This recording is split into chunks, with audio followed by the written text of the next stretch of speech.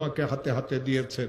কোন মুসলমান যদি বিপদে পড়ে, কোন মুসলমানের মেয়েটার যদি বিবাহ না হয়, কোন মুসলমান যদি অনেক ঋণগ্রস্ত হয়, কোন মুসলমান যদি দুশ্মনের দ্বারা আক্রান্ত হয়, কোন মুসলমান যদি মিথ্যা মামলা মোকদ্দমাতে ফাঁসিয়ে থাকে, কোন মুসলমানের মেয়েটার যদি তালাক হয়ে যায়, কোন মুসলমান যদি কঠিন কোনো অসুস্থতাতে পড়ে, কোন মুসলমান যদি এমন কোনো বিপদে পড়ে যে বিপদ থেকে উদ্ধারের কোনো রাস্তা নাই, ওই মুসলমান যদি আমলটা করে 499 প্রথমে 100 বার দরুদ শরীফ পড়বে।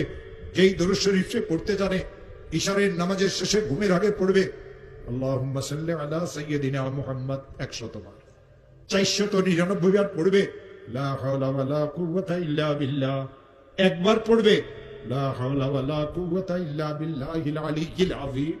100 বার দরুদ শরীফ পড়বে, হাত পাতিয়ে বলবে মাওলা আমি অনেক গরিব মানুষ, মেয়েটার তালাক